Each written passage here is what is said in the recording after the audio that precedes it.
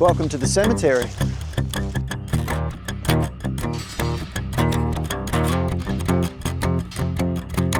Let's check this out.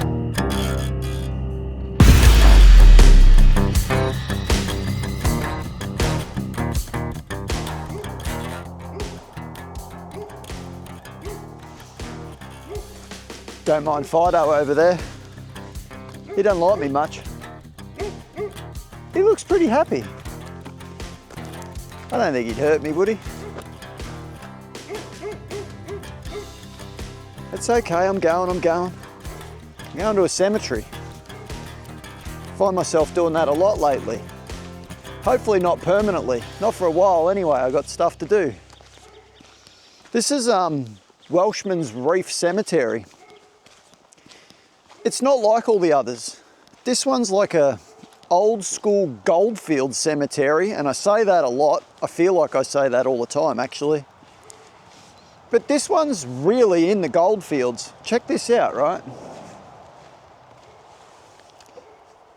Look at the countryside. I mean, it's a road obviously, so it's, you know, it's used. It's an access road to get not only to the cemetery, but it will get you to, there's some homes and stuff up in the mountains up here, but these gullies and stuff are all old diggings. Check this, man. Like, look at the old quartz rock and stuff here. Oh. Like gullies, diggings. You can see the whole countryside's, you know, it's been frolicked through. I guess, is that the right word? I don't know. But these areas were, you know, the very first areas to be hit hard with miners looking for a better life. And again, I've said it before, you know, like they needed somewhere to bury the dead, hence cemeteries. And this one, I'm just approaching it now and actually just cutting that off just first. Charlie's Hope. That's actually a current mine that somebody's paid to, you know, a lot of permits, a lot of jargon, a lot of red tape or whatever, but in there, they're still mining. So mining in these districts is still a thing, like it still happens, you know. There's still plenty of gold in our dirt here, man. It's not that the gold stopped paying off. It's more that the people stopped putting the time in, I guess.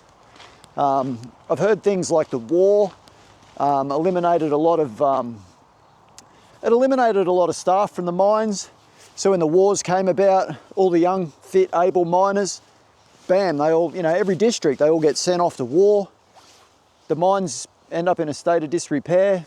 They fill up with water, and it's just not feasible to open them up again. By the time the soldiers come back, who were lucky enough to come back, a lot of them just faltered and closed. Anyway, I'm off track. That's not really what I'm trying to tell you. All I'm saying is that people still dig for gold here, man. Like, it's still a thing, like a big time thing. This is a cemetery. This is it right here beside this road. Look at this.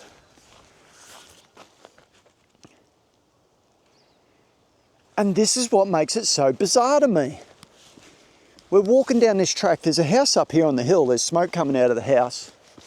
So there's, no pun intended, I don't mean that the house is on fire. I just mean that they've got a fireplace going. You know what I meant. Smoke coming out of the house, you know what I meant. This is it, man. Look. Welshman's Reef Cemetery. And they say it was formerly Sandy Creek Cemetery. There's a little plaque in here, we're going to go and check that out. Old school farm gate, which looks like it's about to fall over. I don't think they're going to need to be opening that up for any more hearses to get in. This is pretty rugged. Look at this post. Damn. Let's get in there and check it out, right? She's bush, mate. She's full bush. Here we go. Welshman's Reef Cemetery, 1870 to 1956. This tablet was laid in grateful memory of the pioneers of this district, unveiled in Australia's bicentennial year 1988. So there you go. But now that we're actually in the cemetery grounds, right? Now we're in here, I'm not really seeing any. Are we in a cemetery or what? Because there's nothing here. According to Find a Grave, there's 86 graves here. I can find 2. I'm going to show you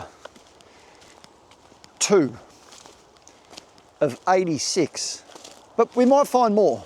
I've got a few ideas. We're going to check the perimeter in a second. We'll go around the perimeter and see if we can find some.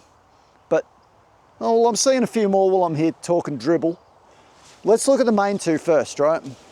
This is it right here. It's not even that old. This guy, George, 1949, he was 76. Not a bad looking little, you know.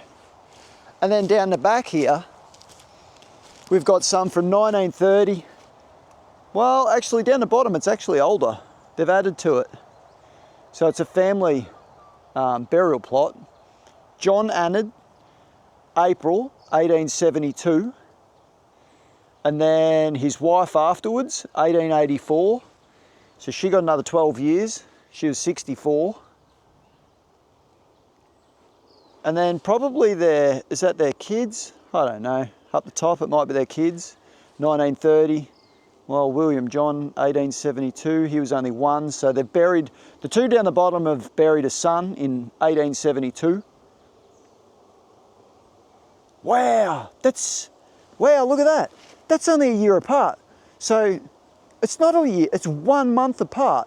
So William John, he was 1 year old. He died in March 1872. And then in April, the very next month, John died, the father. I wonder if he caught something off William. I wonder if William had something, Dad caught it and died. And then everybody goes on living their lives until Alexander died the same year. He was 39, he died in September. 5 months later, Alexander died at age 39. People go on, live their lives. That's 3 people in the whole within a 6-month stint. Then Elizabeth, 12 years later. And then what do we got? We got 46 years later, Rachel in 1930. She was 84. So Rachel was the last person to be put in here, nearly 100 years ago. But, well, yeah, well, what a rabbit hole. I don't know why they're here. Maybe they're like locals of this district. There is a little marker here with a number on it. There's actually more markers. Like I say, Find a Grave says there's 86 graves here. So this is what we've got going on. We've got these little numbers here. The numbers probably coincide with people. So we could look it up. I'm not going to go that far down that rabbit hole, but there's no numbers on these. They're just posts. And to be honest, they're not that old. When I say they're not old, they're probably, I don't know, might have been there for 25 years, 30 years. But they're not old. They're not as old as the grounds. But yeah, this is it, dudes. The Australian bush in the form of a cemetery. And even the ground in here is super flat. It's not like, you know, most cemeteries have got lumps and bumps. There's a little bit of ground disturbance here, a little bit of a mound, but I'm really not seeing, hey, honestly, I'm really not seeing anything. I'm not even seeing like any flowers and stuff growing. You know, like old burial plots, we've seen it before, you know, where people must leave like a little clipping or a bit of a, I don't know, flower or whatever, and it sprouts and it grows. There's not even really any of that going on here. There is a big ant's nest. Look at this. I'd say that's what that is. Look at this. See this? I bet you that's ants. They sort of, yeah, look at that. Look at that sucker. Look Look at him. They're in there. It's because it's the cold season. And the cold season, they all go and hide underground, but I bet you that would be a mountain under there of red ants or bull ants or some kind of nasty shit to eat your skin off. There's another little, have a look here. There's this. Somebody's erected this after the fact. It says, in loving memory of Diana Mary Reed, 1945 to 2012. Ashes scattered in a room with a view. That's a cool little plaque out here amongst the Aussie bush and the gum trees. I'm not sure, I'm really honestly not sure what else to show you in here, because I don't reckon there's nothing else in here. This is bizarre. That's bizarre. Super overgrown here, like these saplings and shrubby sort of foliage bushes, they're as tall as me.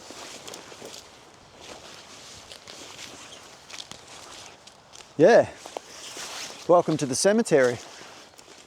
What you see is pretty much all I've found. There's another one hiding up over the next corner. There's a couple of things scattered around. What do we got hiding up over here? It's another full-size grave, but it looks modern.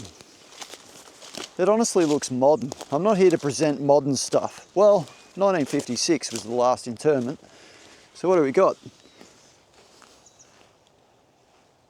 Thomas Rewell, born in Western Australia in 1833, died 1877, due to an accident at Welshman's Reef mine. Well, we're at Welshman's Reef as we speak. So somewhere around here there was a mine, and old matey Thomas there got taken out in the accident. His wife, she died in 88, that's 1888. That's cool. Yeah, that's cool. She didn't really live much longer than him. And she was 48. 1840 to 1888, that makes her 48. She died, what do we got? 1877, Thomas died. She lived 11 years after him. What a shit result. Shit result. It's not right.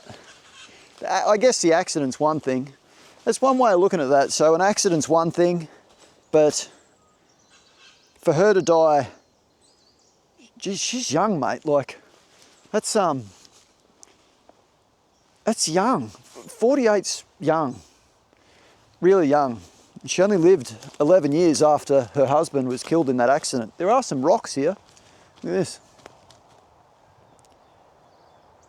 This stuff here's, there's markers, but there's no numbers, so it's pretty hard to allocate which is which. A little bit of rubble. There's another one here. What do we got? Early pioneers of this district, Mary Cleaver. A lot of these people were put here a long time ago, and they've figured it out and they've erected this monument, but to be honest, those people could be scattered throughout here wherever, I feel. It's nice that they do this, and the families, like all families, you know, sometimes they go down their family tree history and try to figure out where their ancestors are, and you know, some of them, this is what they trace it back to. They trace it back to things like this. Even on the other side of the fence here, it's private property over there, it's someone's house, but they've got like the remains of, I don't know, like an area where they'd have sheep and farm animals and stuff. But even that's probably 60 years old, 70 years old. I can only spot another out of concrete, well, out of, let's call it a formal erection. There's this. What is this? Cloris Pedler, wife of Leonard Pedler of Sandy Creek. She was the mother of a lot of people. 1, 2, 3, 4, 5, 6, 7 children. And it was erected by her grandchildren in 2008. Last but not least, on the perimeter, in the front corner, there is, I'm starting to see now why Find a Grave saying 86. It's starting to add up. There's a lot of markers along here. Like I say, they're them ones that I was gibbering about before, saying they're probably been here about 30 years would be my guess. There's no numbers on them though, so it makes it super tough, man. Someone has done another, erected another little late model monument here. That's not very old at all. Pioneers, the Cross family. But yeah, this looks almost like a military sort of a scene, the way I'd say the National Trust, or maybe the whoever's in charge of the cemetery has probably put these markers in. Possibly before it's lost to time.